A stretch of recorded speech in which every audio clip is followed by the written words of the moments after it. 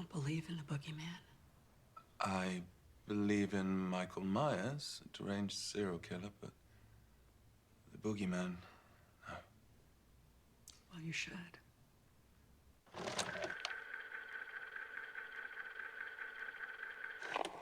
Making audiences laugh with comedy, making audiences feel tension with thrilling action. That's all fairly simple and straightforward. But a whole other filmmaking challenge, perhaps the most difficult one of all, is making the audience feel true, genuine fear. While it might be just as thrilling to see Tom Cruise climbing things and driving motorcycles today as it was 2 decades ago, the same doesn't really apply to films in the horror genre. With horror and scares, moviegoers have learned to tolerate more and more. The thing that was scary yesterday isn't necessarily scary anymore. The latest horror franchise of the olden days to try its luck with modern audiences is 2018's Halloween. And the response overall was pretty good. Nothing special, but good. Unlike was the case with Freddy and Jason, Michael Myers did seem to have a positive impact on a lot of filmgoers of today. That said, the question still remains. Was the movie scary?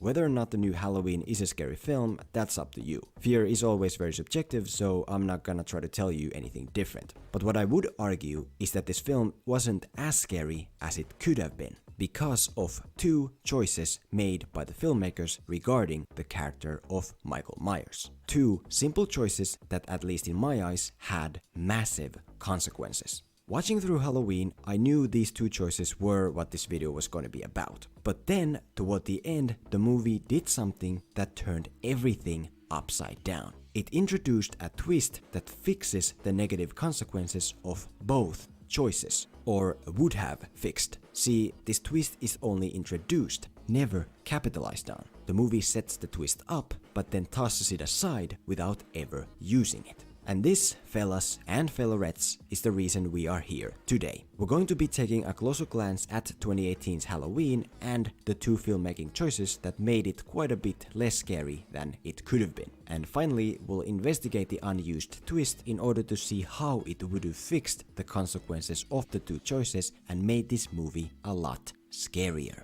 You know, at least from my point of view.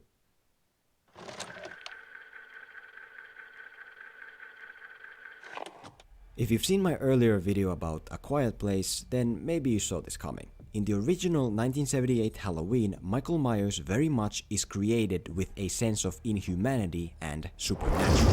He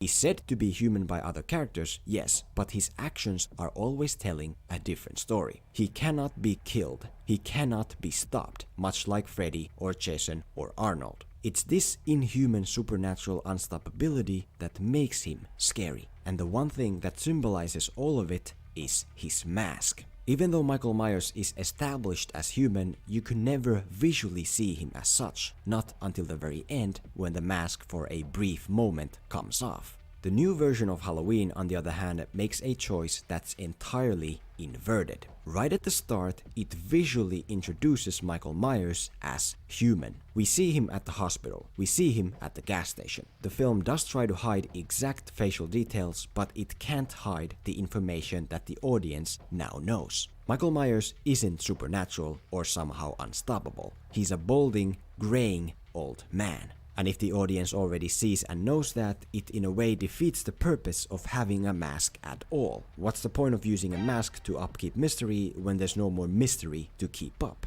To be clear, I'm not saying that old graying men can't be scary. They can. Look no further than, for example, Don't Breathe. The old man in that film is not only graying but also blind, yet he's developed to be very scary and intimidating. But the thing is, Michael Myers isn't really a character that gets any development. Michael Myers from Inception has always been very simple and one-dimensional. He goes and he stabs and strangles. That's pretty much as deep as this character gets. And that ominously inhuman primal simplicity is what originally made him scary. But now that it is right away visually made so clear to the audience that Michael is just an old dude who looks like John Kramer from Saw, that sense of ominous inhumanity is gone. Later on, when Michael has the mask on and is going around town killing people, no matter how primal his behavior is now, it's not as effective because the audience has already seen what's behind the mask. Not some mysterious supernatural monster, not some unstoppable boogeyman. Instead, just a graying old man.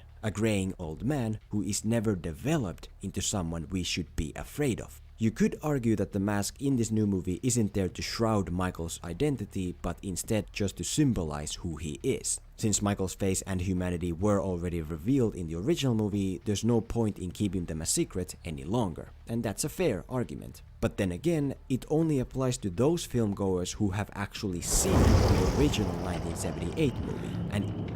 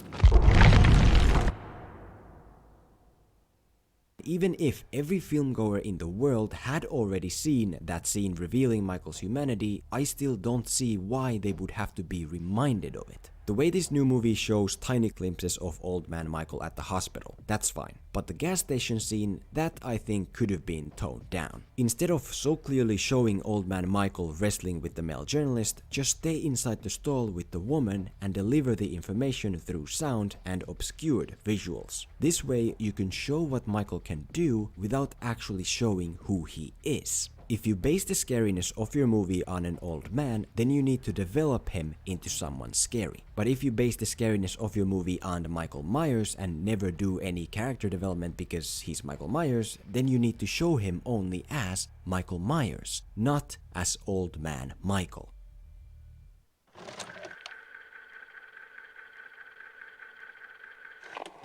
As 2018's Halloween starts off, the film very directly sets up the relationship between Laurie Strode and Michael Myers. It is foreshadowed very heavily that after all this time, these two characters have become obsessed with each other and that they are destined to collide. That when Michael breaks free, he will travel directly to Laurie to finish the job of killing her and now also her family. Above all else, that's what this movie is promised to be about. But then, Michael breaks free. Instead of fulfilling the premise of the movie and traveling to Laurie to finish her off, Michael becomes the worst possible type of villain any movie could ever have. He becomes a passive villain. Initially, Michael is very active when he goes to get back his mask, yes, but after that, nothing. He just aimlessly walks down the street like an idiot caveman and kills a bunch of nameless characters who play absolutely no part in the story. Without purpose, without any clear, active objective.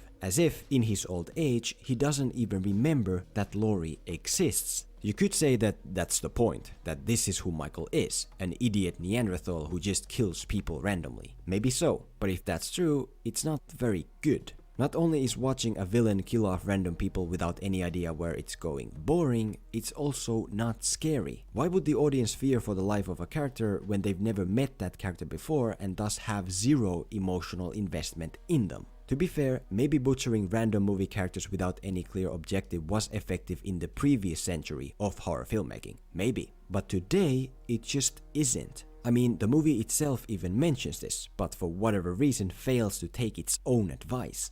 I mean, that is scary to have a bunch of your friends get butchered by some random crazy person. Is it though? Because all things considered, there's a lot worse stuff that's happening today. And like, I mean, what, a couple people getting killed by one guy with a knife is not that big of a deal. I'm just saying, like, by today's standards. Just shut the fuck up, Dave.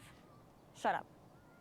Then again, even with the original 1970s Halloween, you can't really say that Michael is a passive villain who does things randomly. He does initially choose Laurie as his victim on random, yes, but after that choice, the movie then becomes the story of Michael trying to achieve his goal of murdering Laurie and everyone around her. As in, there's a clear villain objective and an overall sense of where the plot is going, which is a lot more interesting to watch than a movie where the villain kills off characters we know just because he out of pure coincidence ends up in that one house they are in. Michael and Laurie do finally collide at the very end of the new movie, but even then, it's not because Michael is actively pursuing her and her family, it's because he is driven over to her by another character. Plus, even when Michael is trying to kill Laurie, it still doesn't seem like he has any clue as to who she really is. At least not until she pulls off that same disappearing act he did years ago. And maybe this was all done on purpose. Maybe Michael just doesn't care. Maybe he just forgot. That would explain why he showed zero interest in Laurie and the cop when they met earlier in the movie. Maybe the Michael in this new movie isn't meant to be Michael Myers as much as he is meant to be Old Man Michael. Or maybe he just is that much of an idiot Neanderthal. I don't know.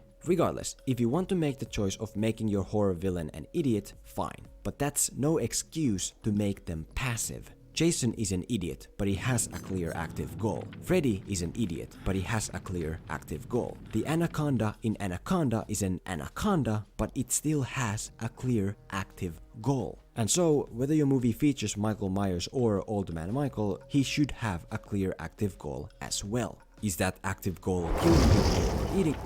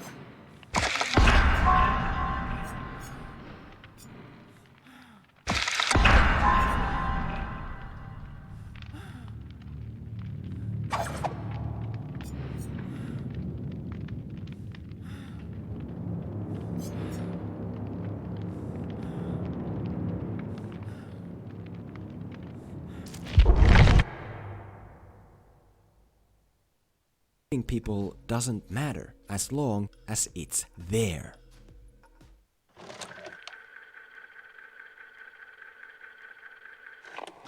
The two filmmaking choices we've talked about, they were big problems for me. Maybe they weren't a problem for you, but they were for me. And because of that, I was starting to lose all interest in this movie. Until, out of nowhere, the movie concludes Act 2 with a twist that turns the entire thing upside down.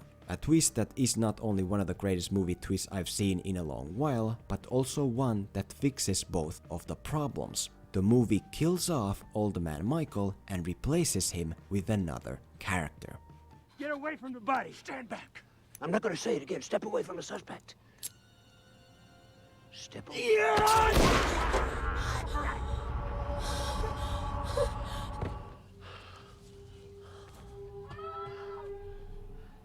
So, this is what it feels like.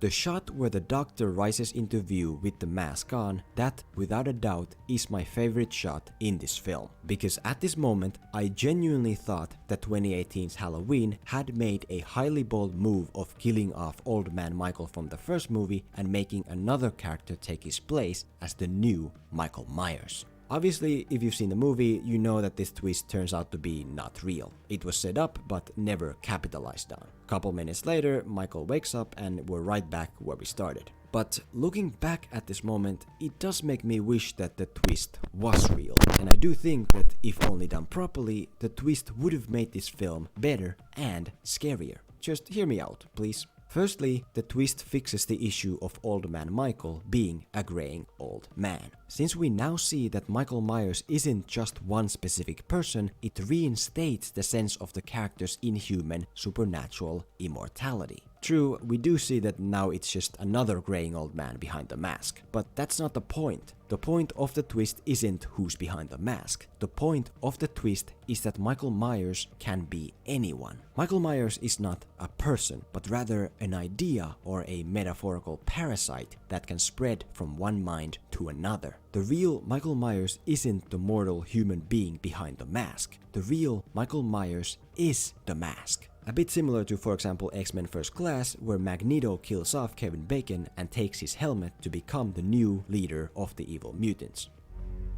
If you're in there, I'd like you to know that I agree with every word you said. You are my creator. Secondly, the twist fixes the problem of Michael Myers being a passive villain without a clear objective. Even though Old Man Michael maybe is an idiot Neanderthal who has forgotten all about Laurie and has no real goal, his replacement wouldn't be like that. I'm not saying the replacement should be the doctor, but it should be someone who shares his obsession with Michael Myers. Someone who has studied the relationship between Michael and Laurie Strode for a long time. Someone who, upon seeing that Old Man Michael doesn't actually care about Laurie, takes his place as the new Michael Myers to kill her, just like Michael Myers is meant to. Ready for what? A reunion. Michael's pursuit of Laurie Strode. Michael, I see why you are who you are. The sensation is obvious. The thrill is exhilarating. I understand that not everyone would enjoy this kind of twist where another character comes in and assumes the identity of the main villain. But in my eyes, it would reinvigorate the franchise quite a bit and in the process set it apart from the original. It worked with Magneto in X-Men First Class, it worked with the Joker in Batman Beyond. True, the twist could be done a bit better. Maybe instead of taking place at the end, it takes place at the middle to increase stakes for the second half. Maybe instead of it being the doctor, it's someone else. Maybe it's another mental patient, maybe it's one of the journalists. Instead of having two journalists who get killed off right away, maybe the movie has just one journalist who has spent decades of his life researching Michael Myers and his relationship with Laurie Strode. And now he's become so obsessed and consumed by the idea of Michael Myers that his mind has been taken over, like was the case with the doctor. And since Old Man Michael turns out to be useless, the journalist ultimately ends up killing him and becomes the new Michael Myers in order to finish off Laurie Strode like he's supposed to. At the end, the movie would still play out the exact same way. Laurie faces off with Michael Myers one last time to defend her family. But now we get a Michael Myers who is more than just one mortal old man and who actually actively pursues Laurie and her family. It's not the same guy behind the mask as before, but that doesn't matter.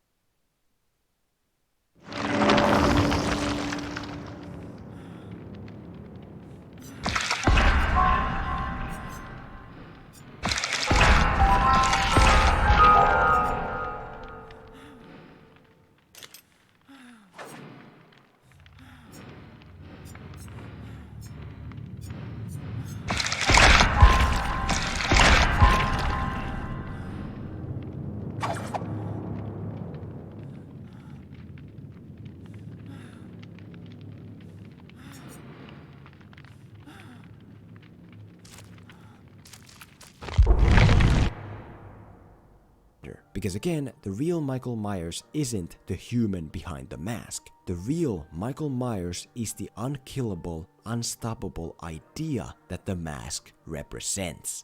From my point of view, at least. Hey, isn't that Devon Graham? I don't think so. Hey, jerk!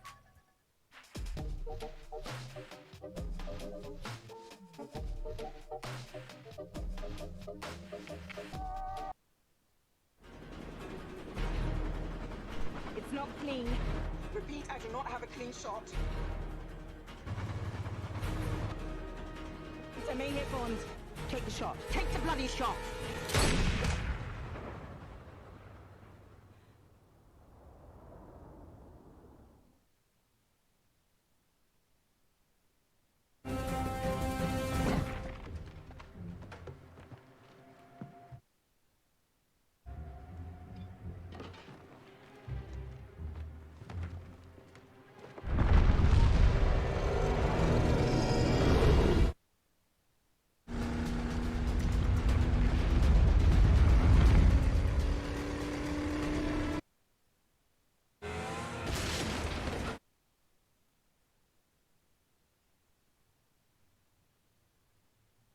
Agent down.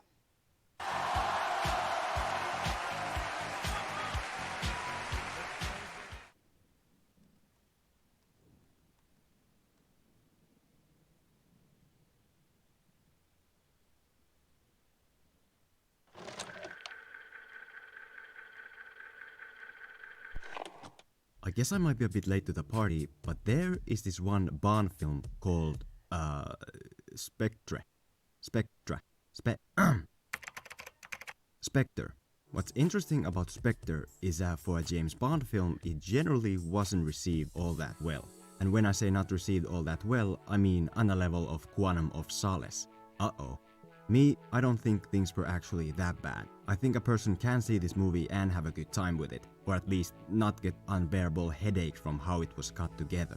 Spectre has great nausea-free action sequences, and visually at times it's very impressive, even without cinematographer Roger Deakins, who did Skyfall. That said, it does have a fair share of smaller issues spread throughout the hefty runtime of 2.5 hours. Take for example this car chase in Rome. It's very nice to look at until you realize that, wait a minute, didn't we just seconds ago establish that Bond's vehicle is practically bulletproof? So then why exactly is it that he's so desperately running from former WWE superstar Batista? What does he think this guy in a normal supercar is actually going to do to him? Scrape the paint job?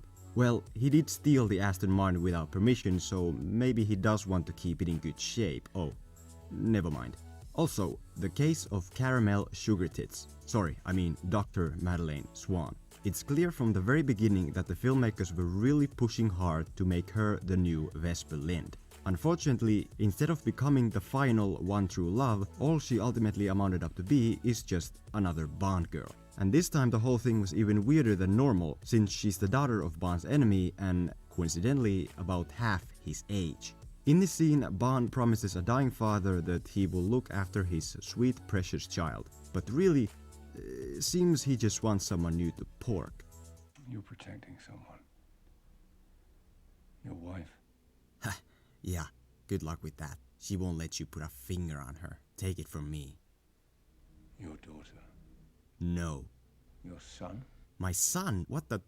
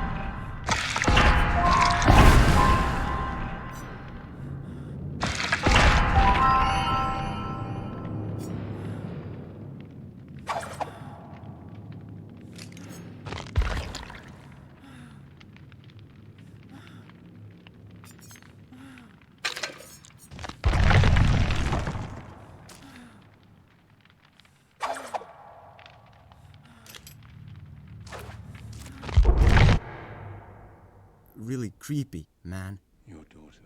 I told you, no way. I can protect her. No, no, no. End of discussion.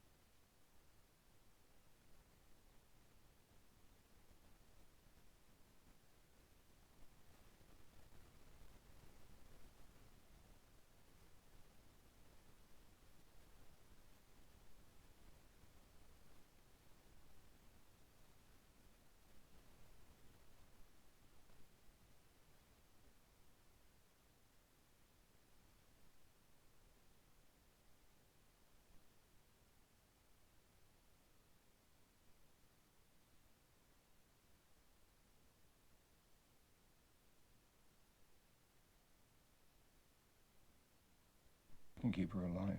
God damn it, Bond. You will not have sex with my daughter. You have my word. Jesus Christ. Okay, look, listen to me. Listen and listen good. Not a single part of your disgusting body will enter my sweet little girl ever. That's not gonna happen. As long as I have breath left in my lungs, I will not allow it.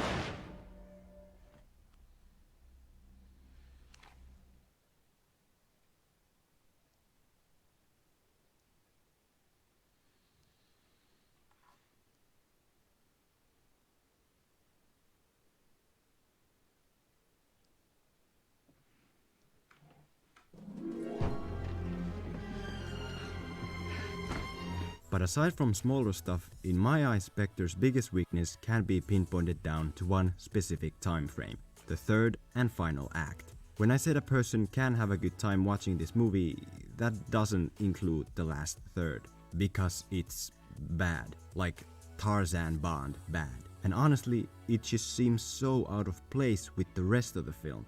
So here's what we're gonna do. We're gonna take a look at Spectre's last act and examine it from 3 different key aspects. Then finally at the end, we'll see if there actually is more to it than what we, the audience, were shown on screen. As in, what we were shown might not actually be real.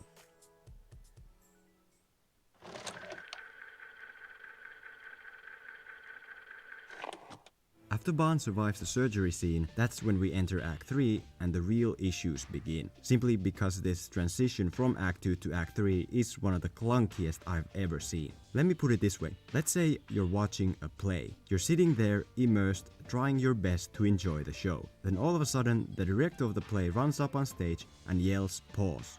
And when this happens, all the actors freeze in place and the production crew comes in and switches out the background from one setting to another, all while you're still sitting there watching. Once the change is done, the director gives thumbs up and the show continues, just not with very much remaining immersion.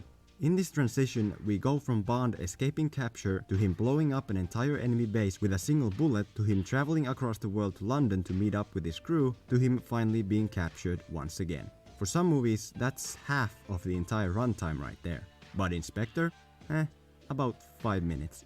And speaking of the highly illogical, once we're actually in London, for whatever reason Honey McBooty, Dr. Madeleine Swan, suddenly decides after everything that just happened that, oh wait, I don't want to be with you after all.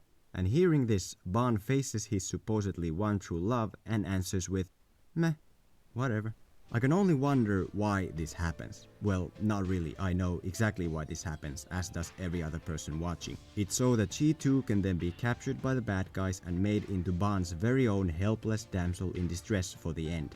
Noise. New Vesper Lind, truly. Also, we kinda quickly brushed past the fact that, yeah, Bond blows up the entire enemy base with one single bullet. Like, what, was the place designed by this guy?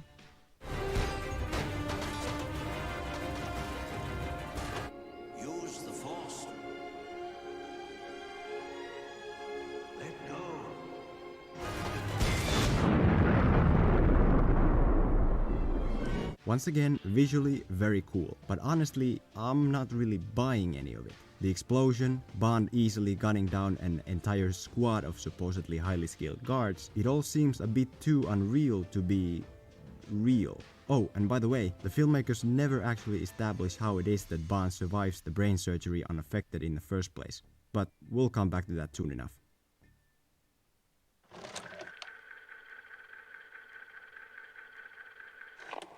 Once Bond is brought to the condemned MI6 building to meet Blofeld, he, correct, once again escapes capture just like that. And the way he goes about it, it's like this was his plan all along. Pretty neat. But at the same time, it begs the question, why? If Bond wanted to get his hands on Blofeld, why make this long trip to London in the first place? Like, you literally just a few minutes ago were right there with him. So why didn't you just take care of him back when you first had the opportunity? Whatever, never mind. After a few very cool moments of following a bunch of arrows and photos mounted on walls, Bond at long last comes face to face with his biggest nemesis of all time, Ernst Stavro Blofeld. And surprise surprise, turns out this was all a trap. Oh god, oh man, what a twist. Turns out, this ominous hyped up villain has set up a final obstacle for Bond. One last challenge that will test him unlike anything ever before. AKA, he needs to run up some stairs, find his F-toy in a closet, and then just leave. Blofeld also brings up a theme about the finality of choice, but this kinda gets tossed aside the very next second since Bond never actually has to make a choice and instead gets it both ways. Do you trust me? Do I have a choice? Not anymore.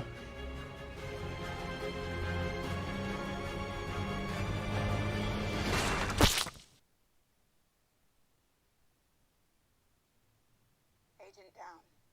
The best way to put this MI6 building sequence in perspective is to contrast it with the final battle of Skyfall. To jog your memory, at the end of Skyfall, Bond had to take on an entire army of professional killers with nothing but a bunch of junk lying around in an old country house. Now that's a challenge.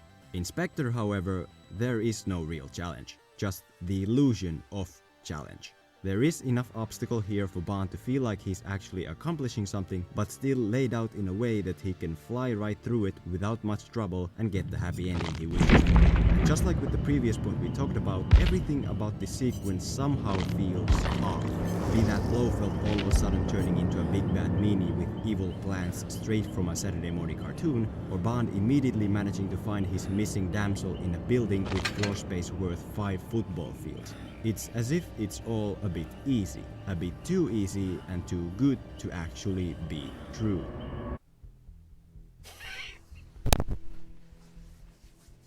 I've really put you through it, haven't I? You sure have.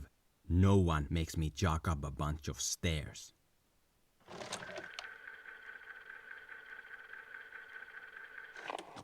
After the building collapses, Bond's last action is shooting down a distant helicopter with a pistol.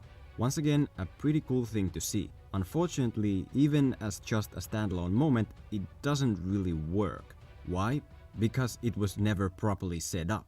Let's jump back to Skyfall again, to the marksman competition scene. The reason this moment is so effective is because throughout the movie, Bond has been established as a rusty shot. And so there is a high probability that he will miss the glass and hit the person. AKA, there is danger, there are stakes. For this impossible shot moment in Spectre, Bond has never been set up as incompetent. In fact, just the opposite. It wasn't too long ago when we saw him no-scope, black-scope and quick-scope bad guys like he was a member of Optic Gaming in 2009.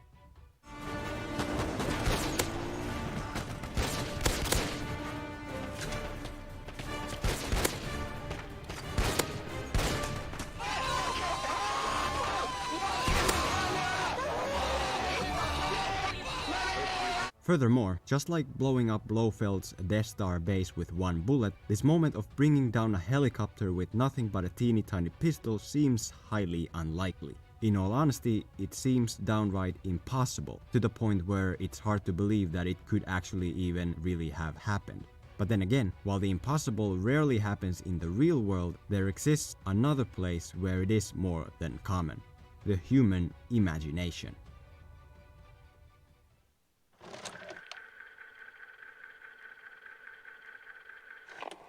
The reason Spectre's third act falls so flat on its face is because, simply put, it just doesn't add up. It's too illogical, too unchallenging, too impossible. Everything that happens in that last 30 minutes seems way too imaginary to be real. And the answer for this is quite straightforward.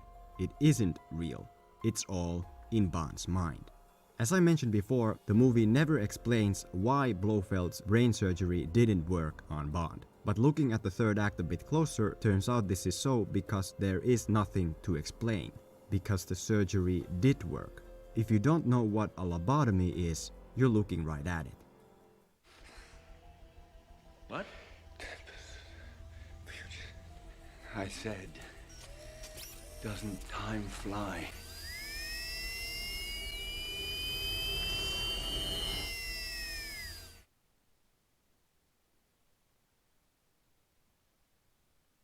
I can't hear you, James.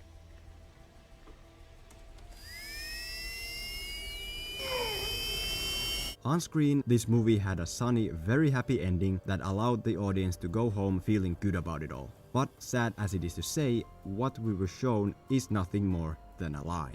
In truth, the outcome of Spectre is much more bleak. MI6 was shut down for good. Moriarty rose to power, which then allowed Blofeld to take total control of everything. And Bond? He's still in that base, slumped down in a corner somewhere, drooling out of his mouth. A prisoner of his own imagination forever. If this video ruined your day, for that I apologize. The truth can be a difficult thing to accept. I hear they're planning to make yet another Bond with Daniel Craig, but honestly it's not gonna matter now since that movie won't actually be real, as depressing as that sounds. Oh, and in different news, here are the first couple people who correctly answered last video's comment question. Congratulations to all winners for this huge honor of being featured on an official Filmento YouTube production. This time I wanna ask you guys about what exactly happened to Bond after the brain surgery. Where is he right now? What did Blofeld do with him? As before, I'll take the best answers and put them up on screen in my next upload. Also, one last thing. If you enjoyed what you saw here today, please leave a like and a comment as that really helps me out. Please do it. I beg you.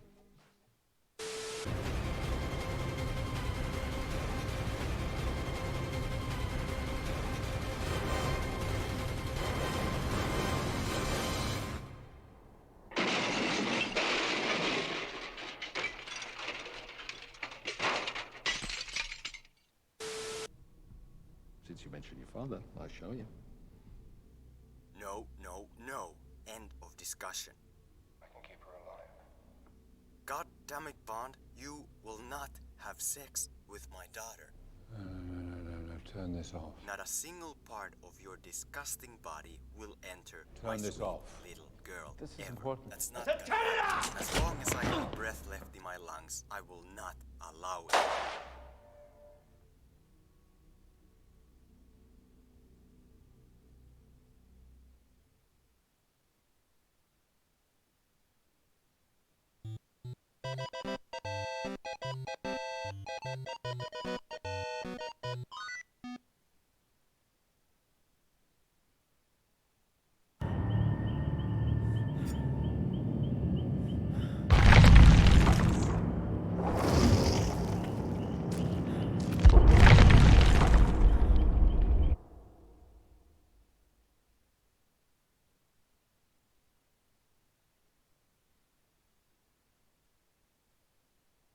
I told you, Christian Dassault is gonna get you killed. We don't have a choice, Jason. It started again. A new program. And it's even worse than before. What's that got to do with me? Because it matters. It matters. Not to me, it doesn't.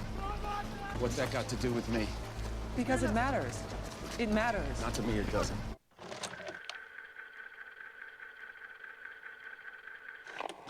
The case of the original Bourne trilogy is a curious one. See, it's hard to make a great movie, and it's even harder to make a great trilogy of movies. But what's even harder than that is to make a great trilogy of movies that gets better with each and every entry. There aren't many film trilogies in existence that have successfully pulled this off. Maybe there's 2, maybe 3, maybe even 4. But one of them is Jason Bourne.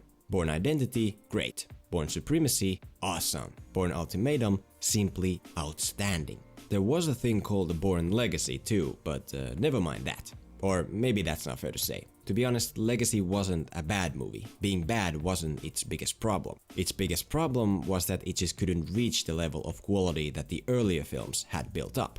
But even though Legacy maybe had devalued the Bourne franchise a little bit, I've gotta admit, when Matt Damon and director Paul Greengrass announced that they would be returning to the series after all these years, I was pretty stoked. Maybe those two names were exactly what this franchise needed. Maybe now since they're coming back, this new 5th movie would lift the Bourne franchise back to its former glory. Maybe even above it.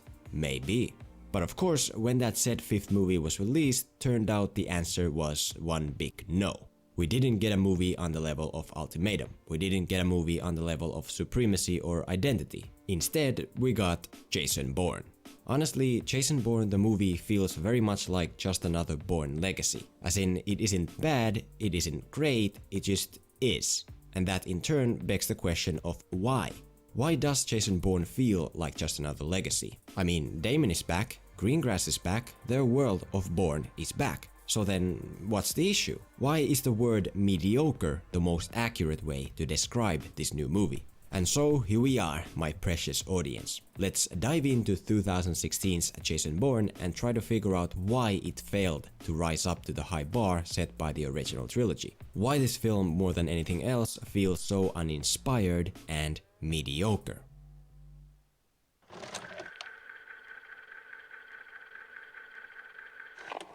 The biggest issue of Jason Bourne, at least to me, very quickly became very clear. This film isn't a new Bourne movie as much as it is a recycled compilation of older Bourne movies. As in, everything it has to offer we've seen done before and we've seen done better. Take all the action sequences of Jason Bourne, for example. No matter which one you choose, I guarantee you've already seen it. The Las Vegas car chase, that's a good sequence, full of speed and adrenaline. Honestly, I'd say it's a great sequence. The problem is, it isn't as great as the taxi chase in Supremacy. And even more, it has nothing new to add to the long list of Bourne car chases. We've heard the music, we've felt the crashes, we've seen the pit maneuver. Yes, this is the first time Bourne is the one doing the chasing instead of the one being chased, but I don't think that alone is enough. In my opinion, there's only two ways to justify doing a new Bourne car chase. Either make it different or make it better. And the Las Vegas car chase at its core does neither. Then we have the Athens foot chase. That's an exciting sequence, sure. But to be honest, I think I'd rather just watch the Berlin foot chase in Supremacy, where Bourne has to escape German SWAT teams and squads of police. Oh, but this Athens thing also has a motorcycle chase. Okay, that's fair. It's just that I already saw that motorcycle chase in Legacy. Plus, if I for some reason specifically want to watch Bourne and Nikki use a big protest as a cover to avoid CIA operatives, Supremacy's got that too. Parsons' bus has just arrived at Syntagma Square. There's a demonstration in front of the Greek Parliament building. I think she'll use it as cover. This is Survey 3. There's a lot of protesters here. There's no way we can cover out there. Deploy Alpha and Bravo to the square. Go, Delta, move, now! Another highlight of Jason Bourne is the brutal hand-to-hand fight between Bourne and the evil CIA asset. A great fight, just not as great as Bourne vs. Desh in Ultimatum. What's that you say? In the new movie, they battle without any background music and at the end, Bourne barely wins by strangling his opponent to death. Yup, seen that exact same thing. And of course, who can forget the big emotional moment where Nikki Parsons gets shot by the evil asset while she's driving off with Bourne? Well, I can, because I saw this moment in Supremacy already, and there it was much more effective because the woman getting shot was someone we and Bourne actually cared about. I could go on and on with this, but I'm sure you get my point. Then again, here's a couple more, just for good measure. And now he's come back to take my soul. No. Hello, Jason. Took a long time to get here, Jason.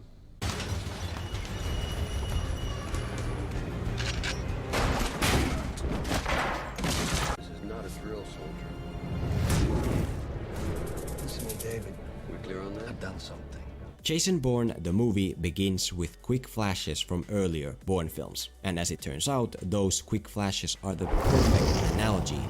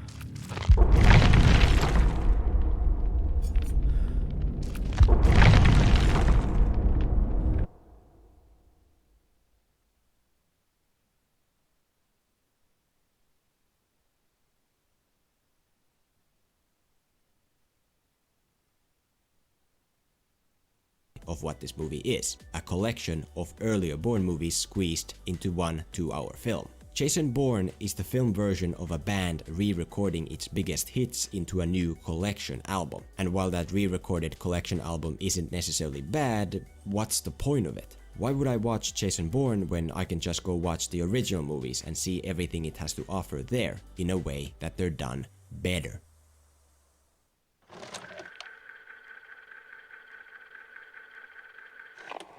Another weird thing I noticed about this movie is that for a movie called Jason Bourne, it really doesn't have much Jason Bourne in it. At the beginning of the film, I mean this quite literally. In the first 13 minutes, how much of that screen time is used to focus on this new older Bourne? The answer is 2 minutes. Let me say that again. The opening 13 minutes of Jason Bourne feature 2 minutes of Jason Bourne. And even during those 2 minutes, Bourne does absolutely nothing. He just broods around like he forgot his Batman costume at home and punches some shirtless dudes to the ground. Because apparently the filmmakers couldn't give him anything meaningful to do. Anything on Bourne? Nothing yet. Any sign of Bourne? Not so far. He's involved in this somehow, I can feel it. As soon as we get eyes on Bourne, I'll approach him. No sign of Bourne. What about Bourne? Hang on. What about Bourne? Still looking for Bourne. We don't even know if Bourne's alive. Any news on Bourne? Nothing. What the fuck? After the opening, we do start getting more Bourne, but even then, he doesn't really do anything. He does take part in some cool action sequences, but he doesn't really affect the story itself. The movie is about Bourne's dad, but Bourne isn't the one who drives the movie forward. It's Nicky Parsons. Let me say that again. The story of this movie is about the father of Jason Bourne, yet the character who drives that story forward is this woman from earlier movies who nobody really ever cared about. And that makes you wonder, is this movie called Jason Bourne or is it called Nicky Parsons?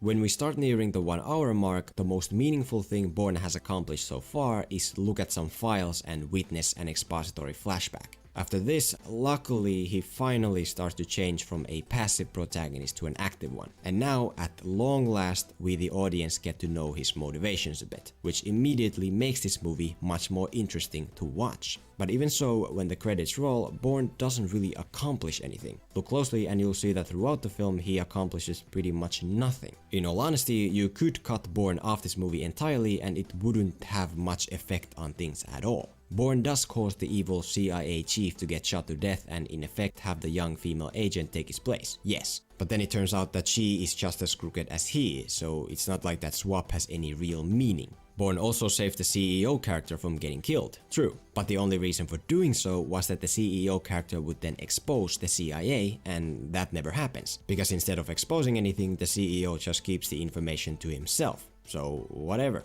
Bourne might as well just have let him die. Wouldn't have changed a thing. The only real effect Bourne has in this movie is when he kills the evil asset guy. To be honest, the relationship between Bourne and the asset seems to be what this movie above all else is about, which is fine. But then my question is, what's with all this CEO tech surveillance stuff and CIA personnel change? If any of it doesn't lead to anything, why include it at all? Why not just cut it out and focus more time on developing the relationship between Bourne and the asset who murdered his dad? But we'll get to that soon enough. In a nutshell, if your movie is called Jason Bourne, then maybe Jason Bourne should be the one who drives the story of the movie forward. Jason Bourne should be an active protagonist, not a passive protagonist who gets swept up in the story and some cool action sequences. Don't start your movie with Nicky Parsons finding information on Bourne's dad. Start your movie with Bourne finding information on Bourne's dad. And just like that, your movie is a hell of a lot more compelling.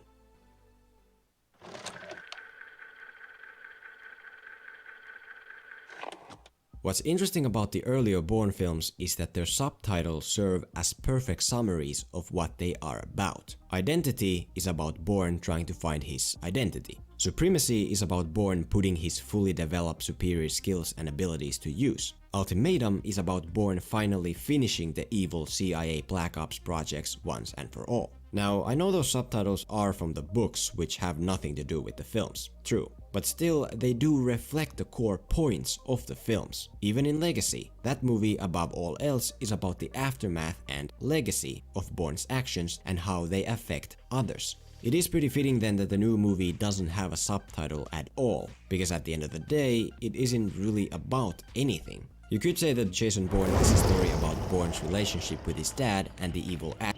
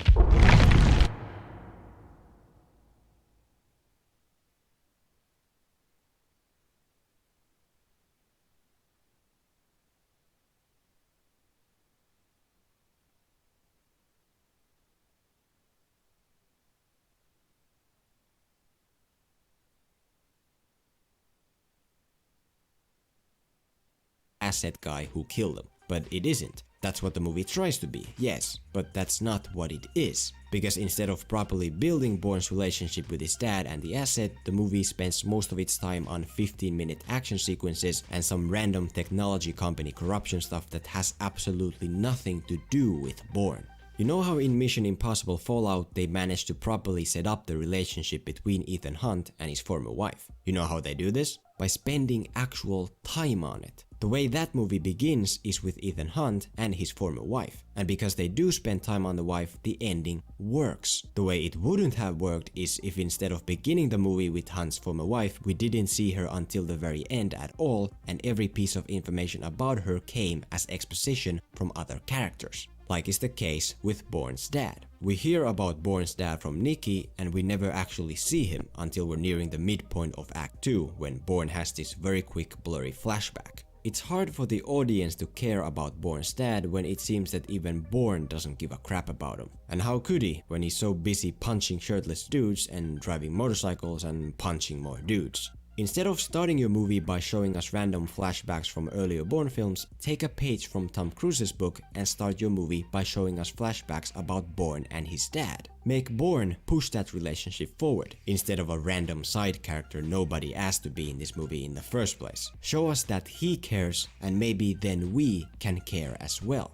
Same with Bourne and the asset. This movie does have an interesting setup of there being some personal beef between them, but it never goes full in on it. Aside from the ending fight, Bourne and the asset never really interact. They don't speak, they don't bring up the topic of Bourne's dad. The only reason we even know there is beef between them in the first place is because that information is delivered to us as exposition by other characters, which is a bummer. A properly constructed rivalry between these two enhanced operatives would have been a very great thing to see. For the most part, it feels like director Paul Greengrass just wanted to do a bunch of action sequences, so they decided to aimlessly throw in some second-rate, underdeveloped story aspects as well, which would make sense since this movie doesn't have a proper writer. For the first time, they didn't bring back Tony Gilroy, who wrote all the earlier ones, because apparently there was some internal conflict with Ultimatum and Legacy. So instead, this film was written by Greengrass, who hadn't written a film in a decade, and his editor. That's right, Jason Bourne the movie wasn't written by a writer. It was written by the director and the editor. And here's the result. Yet another unnecessary and redundant Hollywood movie that suffers from the problem of style over substance. Or in this case, the problem of action over story.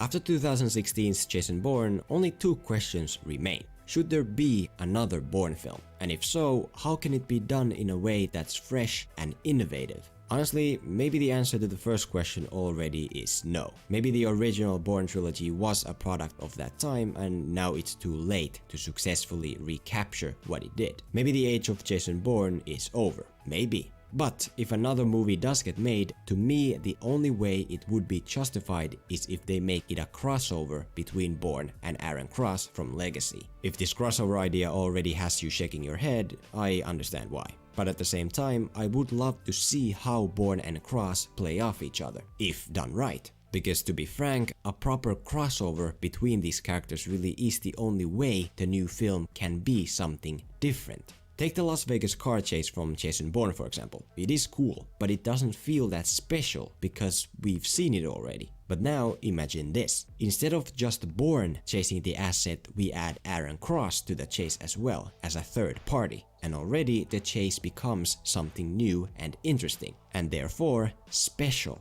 Jason Bourne the movie does have some very intriguing ideas. So take those ideas and properly develop them further in a new crossover. Make the crossover about some evil rogue asset who has personal beef with Bourne and Cross. Make this rogue asset the reason why Bourne and Cross are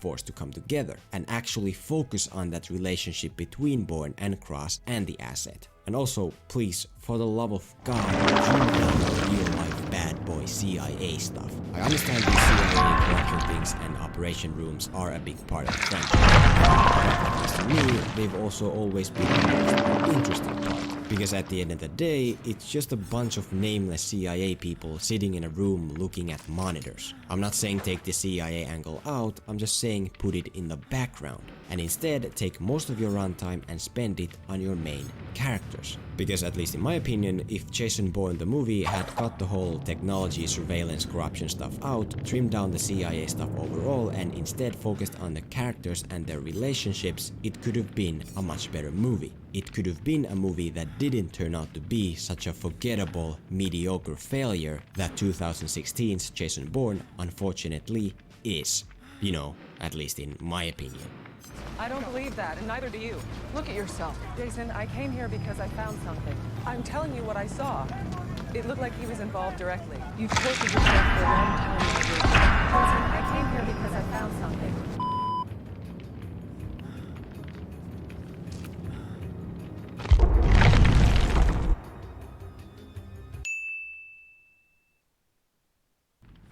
That sounds about right. There you have it, my thoughts on Jason Bourne the movie. If you got any thoughts of your own, comment down below. And also, I'd very much like to hear your opinions on the franchise's future. Should there be another Bourne sequel, and how can they make it work? Should it be a crossover with Bourne and Cross, or should they just do what Hollywood always does and reboot the whole thing? Comment below. Thanks for watching.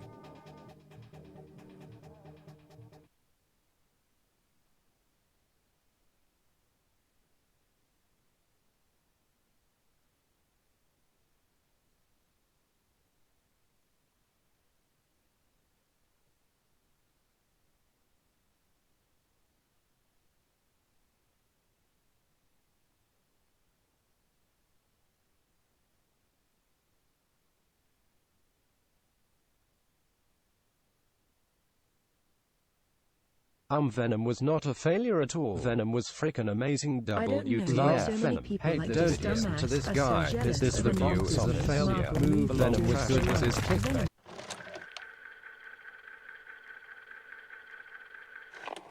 Not too long ago, I made a video about Venom where I concluded that most of the issues that movie had originated from just one section of it, the prologue. A lot of you did kindly inform me that the movie was still good and a success, and that's fine, but I do still think that it would have been a lot better if only the prologue had been slightly fixed. Well, strangely, now it turns out there's another new Hollywood blockbuster that suffers from the same problem as Venom, the exact same prologue problem. Only this time the problem is much more severe, to the point where it completely destroyed the entire film, commercially, critically, in every way possible. The film in question is 2018's Robin Hood. If I had to describe Robin Hood with a single word, the most fitting choice to use probably would be the word generic. There are some nice Guy Ritchie-like visuals here, but for the most part, the movie doesn't really have too much to offer. To put it bluntly, everything about it just feels so uninspired and derivative of other big Hollywood blockbusters, like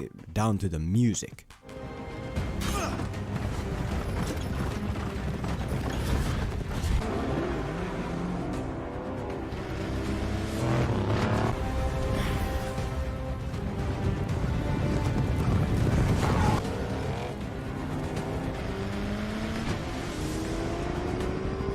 Uninspiredness and other surface level stuff aside, just like was the case with Venom, all of the real major issues of Robin Hood could be seen to originate from just one section, its opening 17-minute prologue. And if you haven't seen Robin Hood, the prologue section goes like this. We're in England to get some quick voiceover about Robin and Marion falling in love. Then we're in some Arabic country to watch some action sequences. And then the movie jumps back to England and properly begins. And now, after the prologue, Robin has lost everything important to him, including the love of his life. Sound familiar? Sadly to Robin Hood, the Venom-like prologue problem in this movie is much worse than it was in Venom. The reason for this is that the prologue section here is completely disconnected from the rest of the film. Even though Venom's prologue section was flawed, at least it built some narrative elements that actually came into play later on. Here, that's not the case. Here, pretty much everything the prologue section does never amounts to anything.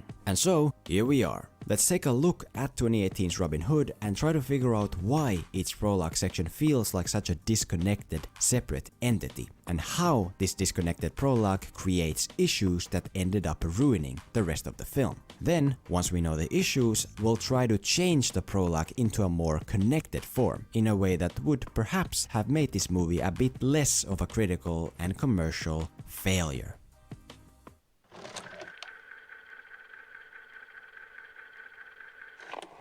In order to work, every movie in existence requires clear, logical motivations from the main characters. Usually, the purpose of the opening sections and acts of movies is always to set up these character motivations, which then causes the rest of the story to happen. But of course, because the opening section of Robin Hood is so entirely disconnected from the rest of the movie, no clear logical motivations are ever properly constructed. And by that I mean all the goals and motivations of the protagonists in Robin Hood pretty much make no sense. If we want to understand Robin's motivations, we first have to understand the motivations of Jamie Foxx, since Jamie Foxx is the one who pushes Robin on the path to become Robin Hood. In the prologue, Jamie Foxx is introduced as an Arabic fighter who has to watch his son get brutally executed by a douchebag English soldier, and accordingly, his motivation for the rest of the film seems very clear and logical. He wants to avenge his son by killing the douchebag soldier. Only that's not the motivation the movie chooses. Instead of seeking to avenge his son, Jamie Foxx follows Robin to Nottingham and then wants his help to end the war by stealing a bunch of money from the sheriff of Nottingham, because apparently this one single town holds all of England's war funding or something. To be clear, the main goal of robbing Nottingham to end the war, that's fine. But if that is your main goal, why was it never properly set up? Why was it never established anywhere in the prologue that Nottingham is the town that funds the war? If Jamie Foxx, for example, heard that information in the Arabic country, then it would make sense that he follows Robin to Nottingham. But to have him first follow Robin to Nottingham just cause and only then conveniently hear that,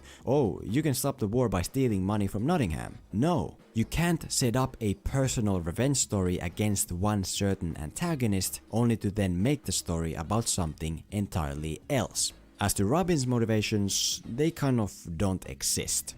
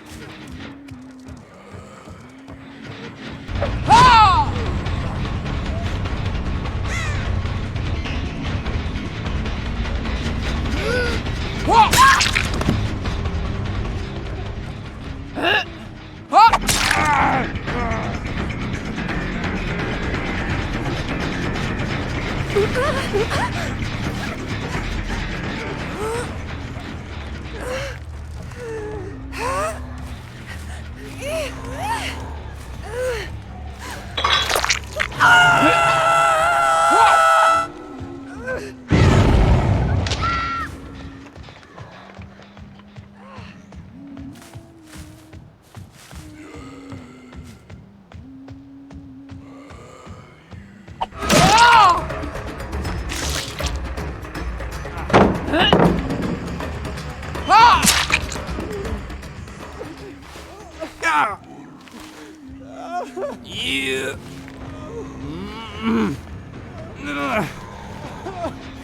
Yeah.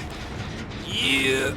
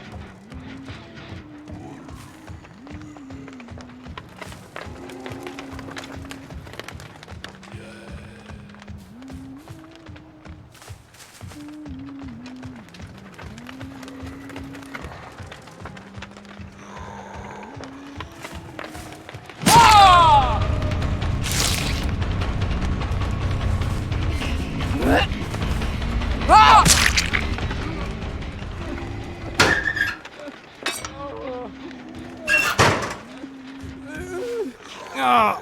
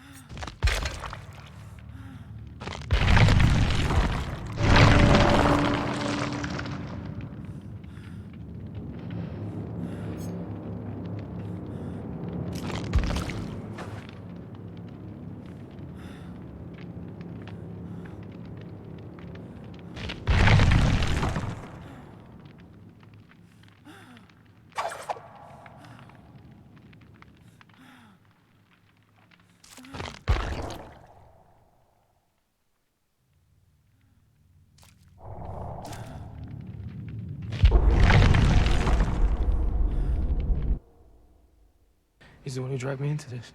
All I wanted was to get you back. Like you just said, Robin in this movie does stuff only because Jamie Foxx tells him to. He does apparently want Marion back too, but his actions don't really support or relate to that motivation.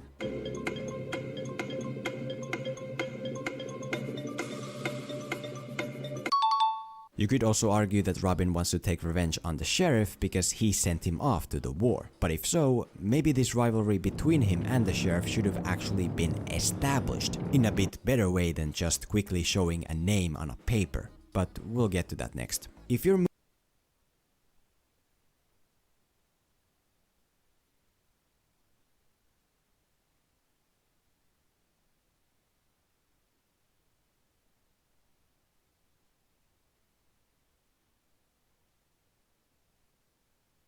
movie is about a guy stealing from the rich and giving to the poor, maybe give that guy a proper reason to do so. Your prologue can have cool action war scenes, but you also need to establish your protagonist's motivations for the rest of the story. If that motivation is love, then properly establish that love. If that motivation is rivalry, then properly establish that rivalry. As long as you establish something that naturally takes us from the prologue to the rest of the story.